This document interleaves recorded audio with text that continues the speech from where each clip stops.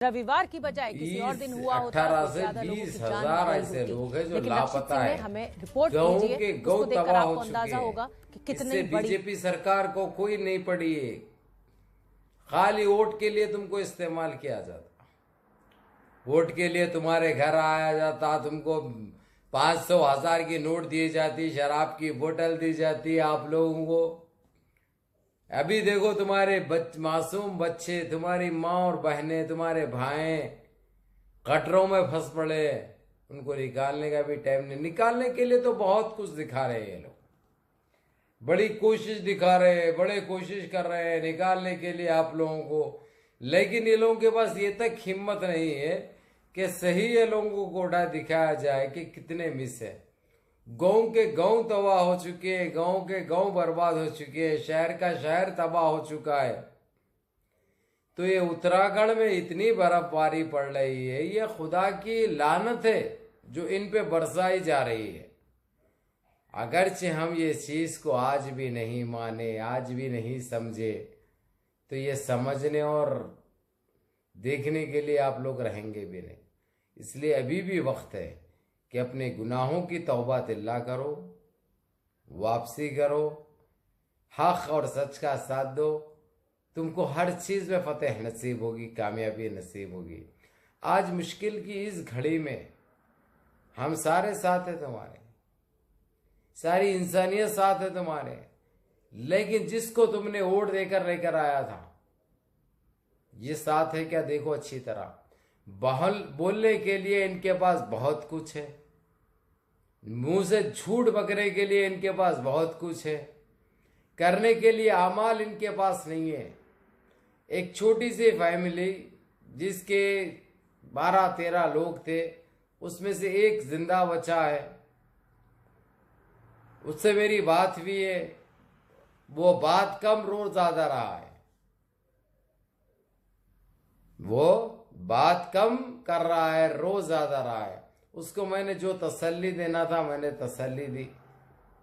लेकिन हम सारे देशवासी और सारे आलम, जहां तक भी अबू फजल की वीडियो जाएगी, वो सब दुआ करो।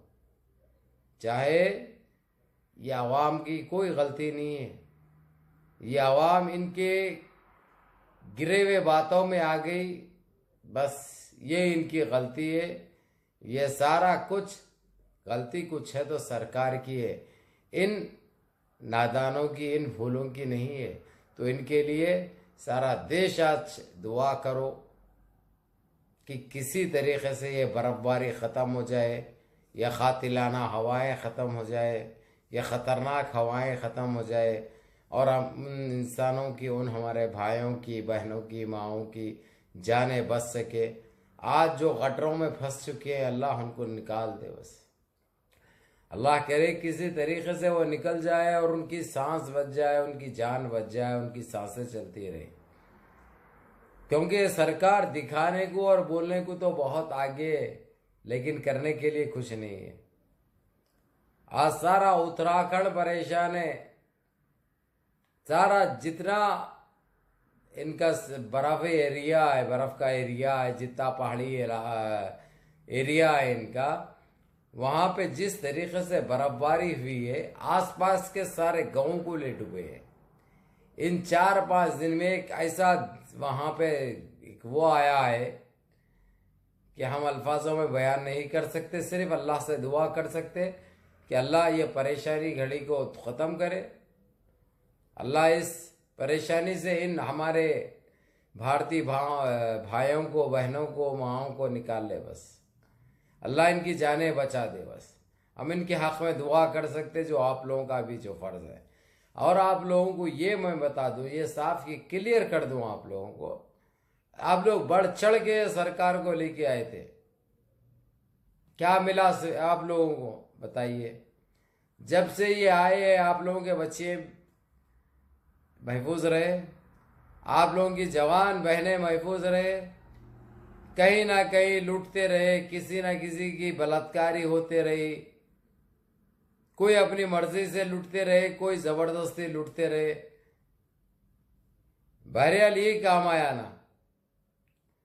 अब हमारे लोग पूछेंगे, अब्बू भाई आप ये कलर क्यों पहने? अरे मेरे भाई, ये रेड कलर है जो कि मेरे को बहुत पसंद है, रेड और वाइट। अब आप लोगों को दिखाया जाता वैसा कलर है। और उनका जो है आरएसएस वालों का, इनकी जनपद का अंडा, उनका है जाफरानी कलर, ये है रेड कलर जो तुम्हारे भाई का पसंदीदा। ये और वाइट कलर बहुत पसंद है तुम्हारे भाई को। रेड बड़ा खतरनाक कलर होता है, वाइट बताए आप लोगों को क्या है। तो इसीलिए ये दो कलर तुम्हारे भाई के पसंदीदा कलर है। ये कोई जाफरानी कलर नहीं है, ये रेड कलर है। ये हम भी इस्तेमाल करना चाहिए। रेड कलर बहुत काम आने वाला कलर है, आप लोगों को पता है। तो इसीलिए आप लोगों को यही कहूँगा मैं, मुनज़्ज़म रहिए, मुत्तहिद रहिए, अपनी सफ़ों में इत्तेहाद पैदा करिए, नमाज़ों की पाबंदी करिए और अपने माँ बाप की खिदमत करिए, बड़ों के अहकाम पे अमल करिए। हालांकि कहने के लिए तो बहुत कुछ है, थोड़ा सा वक्त दो अपने भाई को। इंशाअल्लाह सारे पर्दे फाश करूँगा और सारी नई खबर, जो बड़ी खबरें हैं, आप तक पहुँचाऊँगा और आपको बताऊँगा इंशाअल्लाह ताला। अभी दिन ब दिन तबीयत भी अल्हम्दुलिल्लाह रब्बिल आलमीन सुधरते जा रही है और बराबर इनकी जनपदों को भी लगा जाएगा और इनकी औकात इनको दिखाई जाएगी, इनका घिनौनी चेहरा इनको दिखाया जाएगा, इनके पर्दे फाश होंगे बराबर। और हमारे हक के लिए, इंसाफ के लिए बराबर बात होगी। रही बात CAA NPR NRC की, मैं आप लोगों को ये कह दूँ, आप लोग इन बातों में मत बोले चाहिए। ये हमारा काम है, क्या करना है हम करेंगे। आपका जो काम बनता, आप जो करते हुए आ रहे हैं, आप लोगों को जो काम दिया गया है, आप लोग वो काम करो। नमाज़ें पढ़ो, अपने बीवी बच्चों का ख्याल रखो, अपने घर गृहस्थी को देखो, मेन चीज़ अपने लोगों को देखो, अपने बस्तियों को देखो, अपने शहरों को देखो। ये आप लोगों का काम है। ये लोग सिर्फ तवज्जो हटाने के लिए किसान आंदोलन का जो चल रहा है, पूरे भारतीय तकरीबन जो सेकुलर सोच रखने वाले हैं, जो सेकुलर जहनियत रखने वाले हैं, किसान का साथ दे रहे हैं और किसान आंदोलन में हिस्सा ले रहे हैं। इनको रहा नहीं जा रहा, इसलिए ये लोग NRC CAA NPR की बात कर रहे हैं। ये लोग यह कानून दोबारा, इनकी जनपद का अंडा, इनकी कोई औकात नहीं है लागू करने के लिए, ना इन्हों लागू कर सकते। ये बात आप लोग हमेशा याद रखो, क्योंकि सिर्फ आप लोगों को गुमराह किया जा रहा, आप लोगों को बेवकूफ़ बनाया जा रहा, आप लोगों के दिमागों से खेला जा रहा। सिर्फ और सिर्फ जिस तरीके से आप लोग किसानों का साथ दे रहे हैं, जो किसान आंदोलन जो हमारे पास चल रहा है, जो प्रोटेस्ट जो चल रहा, सारी दुनिया की नज़रें बनी हुई है उसके ऊपर। तो उसको ये लोग मुतासिर करने की काफ़ी कोशिश कर रहे हैं, उसमें झूठ भी बोले ये लोग, हरवा इस्तेमाल करने की कोशिश करे, हासिल कुछ नहीं हुआ इनको। तो इसीलिए ये लोग ये फिर CAA NPR NRC का नाम ले रहे हैं और दूसरी चीज़ तिबक तलाक की बात कर रहे हैं, जो सरासर गलत है। इंशाअल्लाह ताला ये कानून ये लोग की तरफ से लागू हो चुका है, लेकिन हम इस चीज़ को मानते नहीं और सारी दुनिया हमारे साथ है। UNCC OIC तो पहले ही इस चीज़ को ख़त्म कर चुका है और साफ अल्फाजों में UNCC ने ये कह दिया है, ये बता दिया है कि कहीं पे भी, कौन से भी मुल्क के अंदर 10 साल कानून रहने के बाद कोई अगरचे बलात्कारी सरकारें आती है या कौन सी भी सरकार आती है, तो उसको चेंज नहीं कर सकती, उसको बदली नहीं कर सकती। ये इससे पहले भी आप लोगों को बताया। बहरहाल आज आप लोगों से एक रिक्वेस्ट है, एक दुआ करने की एक अपील कर रहा हूँ। उत्तराखंड में जिस तरीके से बर्फबारी चल रही है, जो तूफ़ानी हवाएं चल रहे हैं, जो बारिशी हवाएं चल रहे हैं, जो बर्फबारी जो हो रही है, जो गड्ढे भर रहे हैं, तो देखो भाई, मज़हब कौन सा भी रहने दो, धर्म कौन सा भी रहने दो, हम सबका एहतराम करते हैं। सब हमारे हिंदुस्तानी है, हमारे भाई है, भारतवासी है, हम उनके हक़ के लिए दुआ करेंगे। और यहाँ तक कि हम इंटरनेशनल लेवल पे भी इसकी बात कर रहे हैं, इनको इमदाद पहुँचाने की, इनकी मदद करने की, क्योंकि सरकार तो कुछ नहीं कर रही है, हम भी देख रहे हैं, सारी दुनिया देख रही है।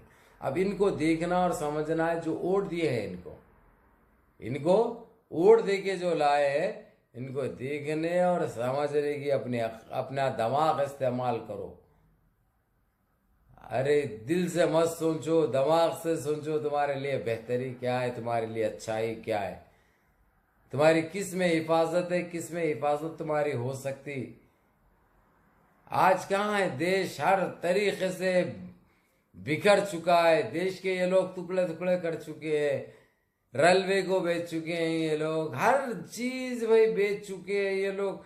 कभी ये लोग भाग जाते भाई, उल्टे लंगोट ये काम आने वाले नहीं है। इसलिए आप लोग मुनज़्ज़म रहिए, सारे देशवासी मिलजुल के रहिए, कुछ भी एक रास्ता निकलेगा। कुछ भी आप लोगों को फिक्र करने की भी ज़रूरत नहीं, कुछ भी फिक्र करने की भी ज़रूरत नहीं है। इंशाअल्लाह हम साथ हैं, फिक्र मत करो। इंशाअल्लाह इज़्ज़त का और ज़िल्लत का ये देने वाला अल्लाह रब्बिल इज़्ज़त है।